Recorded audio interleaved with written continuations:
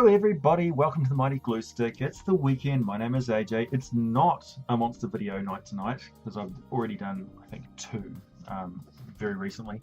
Tonight we are in for a bit of a treat, because I'm going to show you everything I know about making miniatures in about 15 minutes. Okay, so first of all, materials. Now, okay, so I need this, that, those,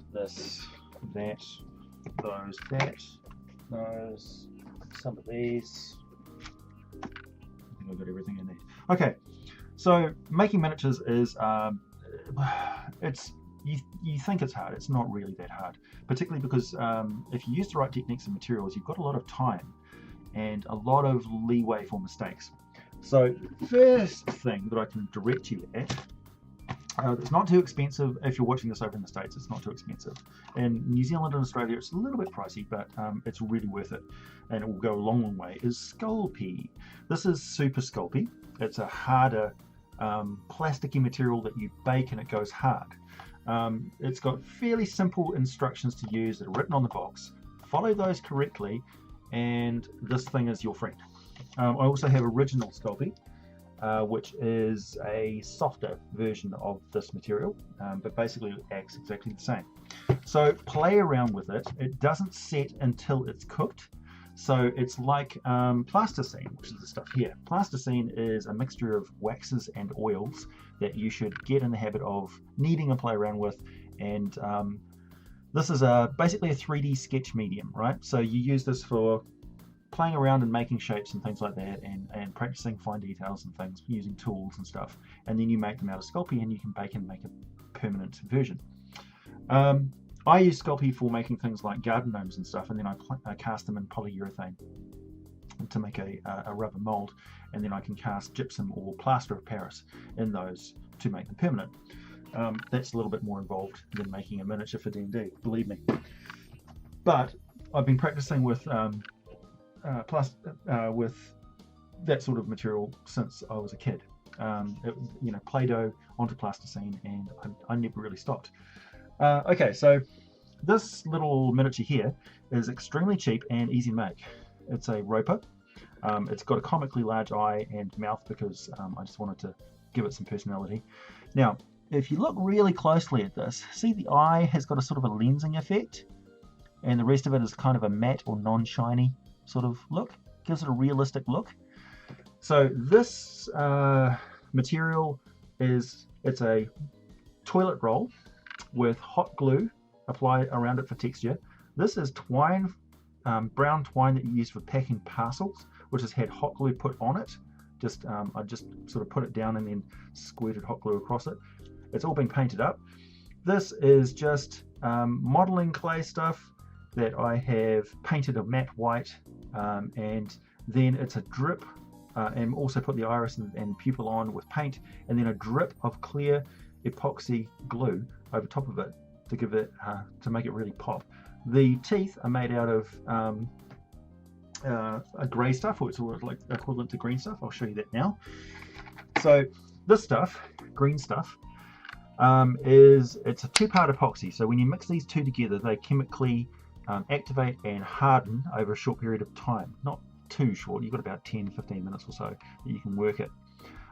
It sticks to itself, so you can have a set piece, a hard piece that you can apply more unset stuff to, and it will adhere to it.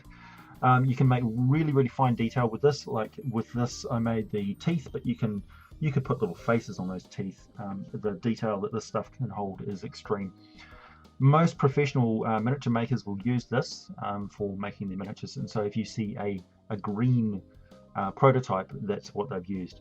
This stuff is grey because it's just manufactured by a different manufacturer. You'll most often see green stuff, which is basically this. So two parts equal, mixed together, knead it together, and then you just work it. It doesn't stick to wet surfaces, so you'll quite often see sculptors and stuff using their tools wetted or moist. I apologise if somebody bothered by that word. I use metal tools. I have some plastic tools, but they're crap. Just get yourself a decent set of sculpting metal tools. You don't need a huge variety of them. Like this one is my go-to, and I use it for pretty much 90% of the stuff that I use. Really just one. It's a flat or scalloped surface and a pointing surface or a sharp surface that I can use, and pretty much, and it's got an edge on it, so I can use it for almost everything. Right, so that's Sculpey and modeling clay. Right, next is this stuff, which is araldite, or 2-part epoxy resin. So this stuff, it might be a little bit pricey over in the States. It's generally quite pricey everywhere. This cost me $16. And it is optically clear stuff. So this is clear, not because I need it clear for everything, but because I need it clear for like those lenses over top of eyes and things like that. And what I can do is, because it's clear, I can add a tiny little bit of modeling pigment color, just any paint to it. I'm talking like a pinprick tip, and just mix it, and it will color the glue any color you want. So you can make water effects or goo effects, ice, lava, all sorts of stuff, and color anything that you need. I made a gelatinous cube using tints of the stuff that made it look like it had internal organs and stuff. It was great. So yeah, basically this just squirts out. It's got equal parts. You just squirt it out using the applicator, mix it together with a disposable toothpick. You've got a limited working time while it chemically sets. If your room's really hot, it's going to set faster than if your room's really cold, because it's a chemical reaction. It's not particularly noxious. It doesn't really stink really bad, and it's wonderful to work with once you get used to it. But you have a limited working time, so be prepared and ready for what you're going to do. Know what you're going to do with it before you mix it up, and then you basically apply it.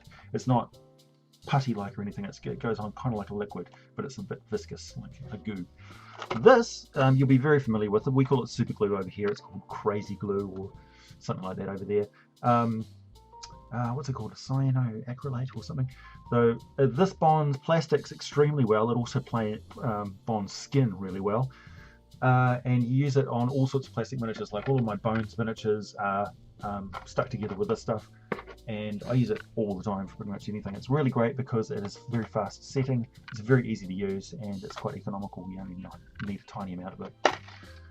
Right, that's those. Okay, next up we have the reason why my channel is called The Mighty Glue Stick is because I use a lot of them. So this is just a standard knockoff Chinese manufactured strong adhesive paper glue stick. Boom. And you just apply that to paper and it bonds almost immediately. And I use this for making 2.5D terrain using printed out stuff, usually from Heroic Maps. It's my favorite manufacturer by far. Yeah, so I just print it out and I use 2-ply cardboard and make my terrain like that. If you want to see that, I posted a video of that sort of stuff earlier on. Next I use this. This is my little glue gun. It's the most reliable one that I've bought, and also the cheapest. I think this was about $10 or so. And I use these little glue sticks, these mini things. I use this little one because it's all I need. It's very reliable. All of the big ones that I've had have broken or overheated or gotten gummed up with hot glue. This one's really easy to use, and I just use it on my desktop here. Now, here's the thing that's going to be quite useful for you. A couple of important safety tips. So when I'm using my glue gun, I will wear a pair of these. So these are standard latex gloves. They're very cheap. They're available everywhere in the world because labs use them all the time. You can also use non-latex gloves as well, but basically these thin gloves gives you complete mobility. You can feel everything. Now, the important thing is if I'm using my glue gun and I get a drip of hot glue on me, and I feel that heat, the first thing I do is take the glove off, and the burn stops immediately. I won't hurt myself because the hot glue is now on this. The hot glue doesn't hurt this, and I can peel it off later and the glove is completely fine, but I have stopped myself being burnt straight away. It just doesn't happen. This is also good for when you're painting and stuff like that too, so you don't have to clean your hands off of like paint and glue and all that sort of noxious chemical stuff. So important safety tips. Wear gloves when you're using hot glue guns, and you will avoid getting burnt at all times. Right, this is grease-proof paper or baking paper. It's available everywhere I don't know, you make cakes. It's a very common supply. I actually had some demonstration bits of hot glue that I had put on here to show you that it just peels off, but it literally just fell off the paper. Here's one, if you can see this, but it just immediately comes off. Hot glue does not stick to this at all. So you can lay it down on any surface or your knees or whatever like that, work on hot glue stuff. The hot glue will stick on here and it doesn't bond with anything. It just sits on this paper. You can also use this as a working material to make flat sheets of hot glue that you can cut into various shapes, like wings and stuff for making sturges, for instance. You can make tendrils and tentacles and things. It's going to be flat on one side, but it will basically, yeah, accomplish the look that you want. You can also use a bowl of ice water and just squirt the glue gun into that to make tendrils and shapes and things. They'll generally loop and curve around. But this stuff is absolutely brilliant. Hot glue does not stick to it at all. Right. The glue, epoxy resin, I think might stick to it. I don't know. I haven't tried it out because I haven't really needed to do that for anything. Is there anything else? Yeah, so using these techniques, this is just a miniature base, a bit of cardboard, and all the rest of this is glue stick to make a little flump. And then just a quick lick of paint, and it's dirt cheap and extremely rewarding to make something like that. I'm also working on some growls, which are just hot glue and some, I think it was a lolly wrapper, like a chocolate bonbon thing that I screwed up, and then I just applied glue gun around it. The beak is made out of the grey stuff that I've just molded and sculpted by hand using my little tool. And then I've just painted it up. I only used 3 brushes for painting miniatures, which is an extremely fine brush. These ones are by Army Painter. This is called the Insane Detail brush, and that's so fine you can actually use it for dotting irises and writing text and stuff on banners and things. This is a dry brushing tool, or a wide application brush. It's a lot tougher than the other brushes because it's designed to go just over a surface lightly, applying a fine, light, dry coat of paint. And this is my go-to standard. This is the Regiment brush, which is a medium length, fine tipped brush. Yeah, that I use. Yeah, that's about it really. Other than that, I use miniature paint. I've got Master Series paints from Reaper Miniatures and Army Painter paints. Both of them are equally good. I haven't really been able to determine much of a difference between them in quality or anything. They're both perfect. I prefer the dropper bottles because they're fast and efficient. And I also use a wet palette, which is foam rubber in the bottom, which I've applied some water into so it stays moist. This is what we call a handy towel, or, sorry, I'll just take this off. Ugh, it's got a bit of paint on there because I'm midway through using it. It's a handy towel or a paper towel or a kitchen towel or tissue paper, it doesn't really matter, napkin, laid down over there, moistened, and you apply the paint to that and it stays wet. So the paint, and it will stay workable until you use it all up. Yeah, it's brilliant. I use the top of this with inks or washes, and I'll just drip inks or washes on there so that I can apply it to the miniature. Yeah, that's about it really. Other than that, pair of scissors, brushes just for various things, toothpicks, you use a lot of toothpicks, and that's about it. And with those materials, I can build pretty much anything. It's just a matter of how much time am I willing to invest into making really fiddly details, and how big a project I'm brave enough to take on. Other than that, really, every single miniature that you see, if you just break it down into individual little components and things, it's just simple techniques and a lot of practice and application and building it up stage by stage, not attempting to do it all in one go. Professional model makers all start somewhere. There's no rule. Oh, there might be schools for doing it, but generally speaking, people teach themselves how to do this. And once they do and get pretty good at it, it is a profession. You can sell these designs and stuff to people. Now, that being said, 3D printing will eventually take over this art, but I think like fine art painting, it's never really going to be completely overwritten. There's a certain style and finesse to, and a great sense of enjoyment in building stuff out of these materials. Just looking at this this wonderful miniature here. The trick comes in assembling it. Like, for instance, 3D printers won't be able to make certain details even in the future, just because of the way, the techniques that they lay it down layer by layer.